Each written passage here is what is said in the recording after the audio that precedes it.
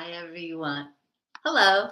Hi, I'm Dr. Anita Wong, and I am a board certified emergency medicine physician, a fellow in anti aging metabolic functional medicine, practicing preventative medicine, preventative aesthetics, focusing on resilience, immune system, restoring energy, better intimacy, stronger core, anti leaking, anti sagging, just to improve your quality of life with optimal health and vitality to the very end.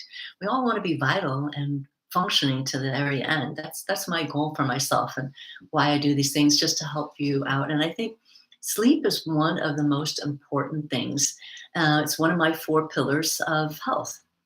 And it's a very complicated subject, and I'm not really sure where to go and how to start with this because it's so important for the body to restore it, replenish it, detoxify it, and repair the body.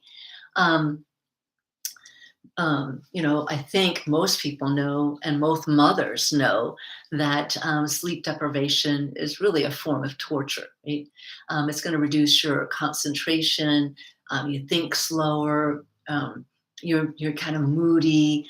Um, you can, and having lack of sleep can make you be anxious, depressed, suicidal. It can trigger mania, psychosis, paranoia. I see that a lot in the emergency room. People who have been up all day, either from because of drugs or because of stress or because of caffeine or because of a deadline, and now they're in this manic phase and they become paranoid, psychotic. People bringing them in. So sleep, it just, you need it to repair. And I think it's a big fight with every parent with their kids. And my kids just want to stay up. They think it's so much fun to be up, and they're afraid they're going to miss something. I said, oh, there's more fun to be had, more videos to watch, more things to do. They think sleep is just a waste of time. I actually love it because when I go to sleep and I'm going to bed early, or if I'm not feeling that well and I'm just really tired, I know that my body is working to restore it so I can just be energetic and use my body and just be go, go, go. So sleep is just like one of those things. Like, I don't know if you have to be a woman, but like when I was pregnant, just being pregnant, I was growing a human being and I wasn't even having to do anything. And sleeping, I'm just detoxifying, clearing, and I don't have to do anything. All I have to do is sleep. So sleep is so important. The brain needs it to function better. When you're dreaming, you're detoxifying. There's lymphatics, there's cleansing things.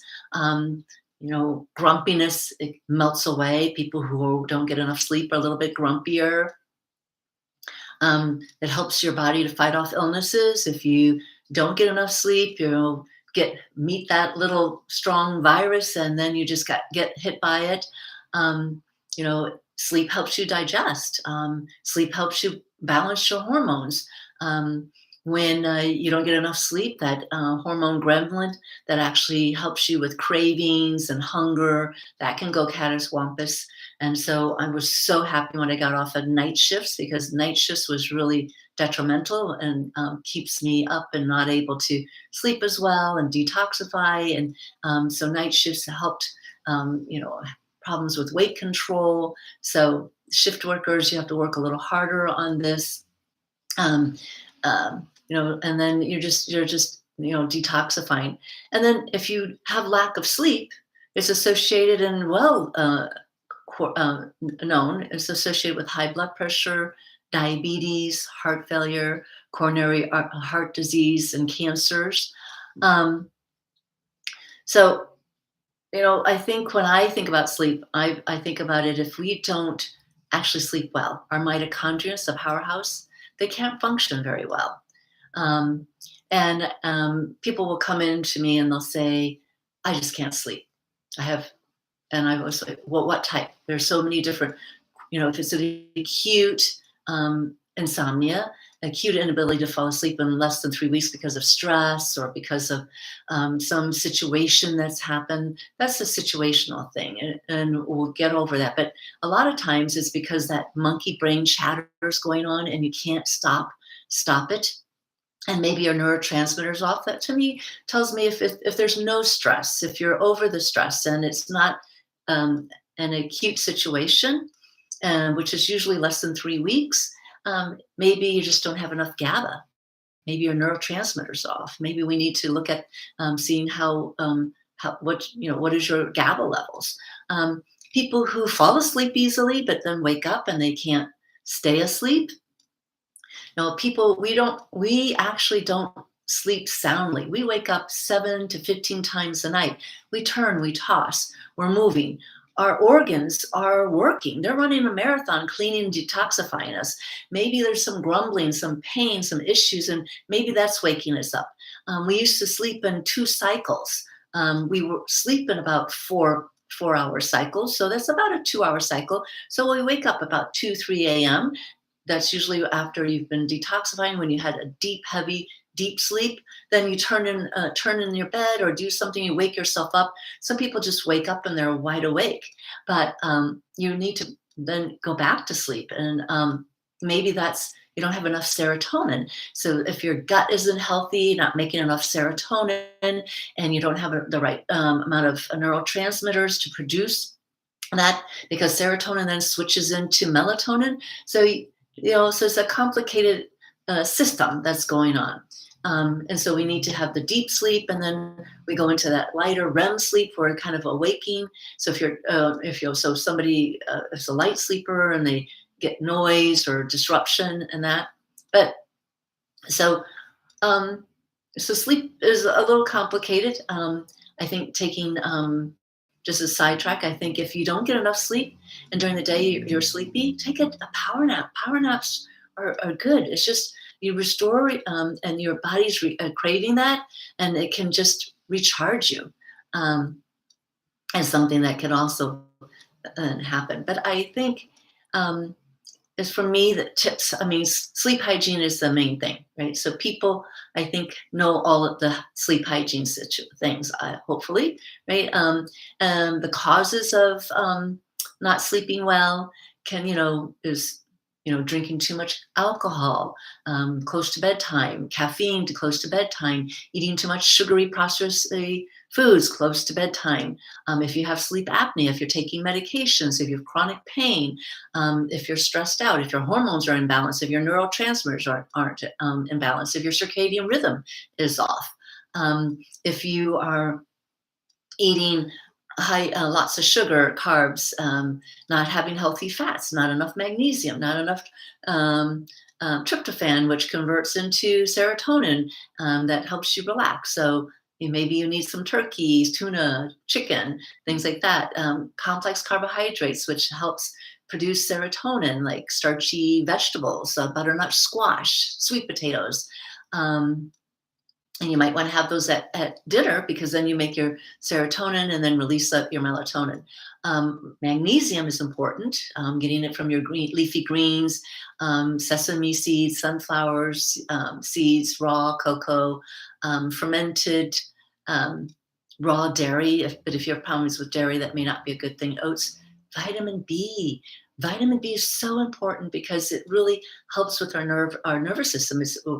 Helps us with our neurotransmitters. So we need all of those. So leafy greens again, B12 for the nervous system, organ meats, brewer's yeast, those types of things. So, avoiding the bad things 2 hours before bed, reducing your stress. So all of these things are some of the things that you can do. And the other sleep hygienes, is making sure that you don't have too much light stimulation, because our brain can't tell when is night and day, because we have all this artificial lighting. So maybe wearing blue blocking glasses, and turning off the screen, things like that. But the way that I think about this, which I think that other people don't necessarily think about, is that if you want to get into a good sleep rhythm, it's about your circadian rhythm. Right? So the most important thing, and what disrupts your circadian rhythm, is if you have a weaker mitochondrion. So if your mitochondrion is weaker and you don't have that good antioxidant system going, you can't make good melatonin, so you can't sleep. So circadian rhythm, that's a disruptor. Just not having good antioxidants and having your mitochondria being strong. So that's a lot of the work that I do. And then 2 would be autophagy, which is the cleaning out of the cells. So you need the cells to clean and detoxify, regenerate. And if that's not going on, your circadian rhythm's not going to be good. So let's just say that you eat a bunch of garbage all the time and you can't detoxify. You don't use things, hydration and fluids and good leafy greens to just right? Or and the third thing is disrupting your neurotransmitters. So not sleeping well, and those neurotransmitters are all catastrophics, right? So there's serotonin, your GABA, all of these things. So we need these things to all function, right? So those are disrupting your circadian rhythm. So if we can get that back in line. So things I usually say 6 tips for the circadian rhythm. Most important is get up in the morning with the sun. Get up in the morning and then get 30 minutes of UV light in the AM. So if you're in Alaska and you have those endless nights and darkness, you're going to need one of those UV lights to get that, so you don't get that seasonal affective disorder. No electronics in the bedroom, so no watching TV in bed. No reading on your iPad in bed or Kindle. iPhone, no phone by your bed, 6 feet apart because you're going to have EMF coming. So electronics out of the bedroom. Have the room dark. Have it very cool because your body sleeps better when it's dark and cool. And then know when is your right sleeping time. And typically you do that, like if you can camp and you go camping and you have no artificial lights out there, and then you'll notice that you may end up going 2.5 hours earlier than you normally sleep. So getting that right sleep time when you need to go to bed, using the blue-green blocking glasses, and then maximizing the autophagy. So autophagy is that cleanup of the cells of the body, and that's really called hormesis. And there's different ways to stimulate the body, having a little bit of stress so it cleans things out. And hormesis, you can do it by, and this is a whole nother topic somebody asked me to do this, but like intermittent fasting is one, saunas, infrared, near infrared, cold baths, deep breathing, holding your breath. These are just little stressors on the body that helps the body to do cleansing and clearing things out. So I would, so those are my 6 major tips that I would say. But if you're looking for natural sleep aids, then foods, like I said, tryptophan, calcium, magnesium, essential oils like lavender, some herbs, passion flower, valerian root is good, St. John's wort is good, essential oils like chamomile and lavender can be also helpful.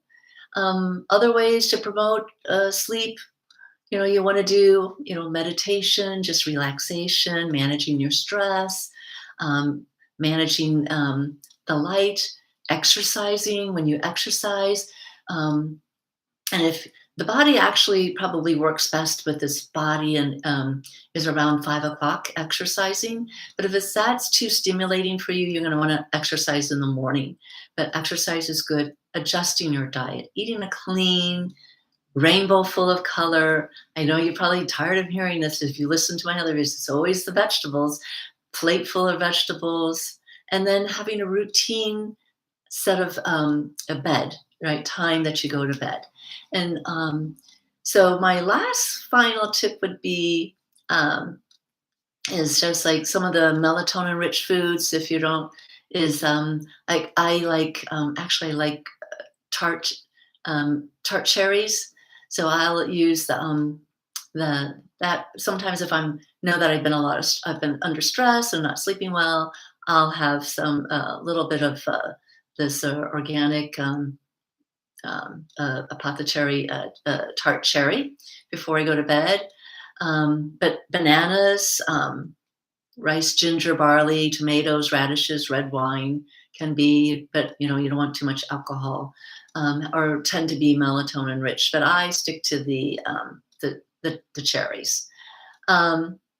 So that's hopefully that is going to help you. And if you're looking for a goal of how long everyone should sleep, um, and this is just everyone is a little different because there are some people they've done studies and that they actually manage well on 4 hours of sleep, one sleep cycle, and their reflexes and everything is working well. But generally, I would say infants 12 to 15 hours, toddlers 11 to 14, preschoolers 10 to 13, um, and then elementary school children 9 to 11 hours, teens 8 to 10, adults 7 to 9, older adults 7 to 8, and newborns.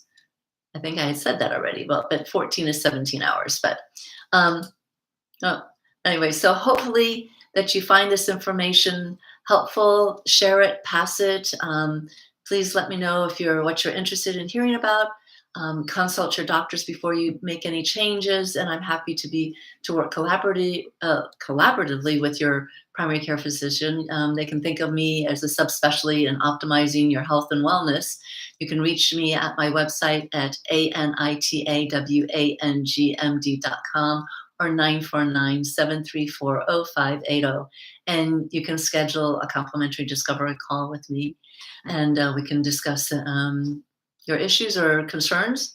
Till next time, be safe and be well.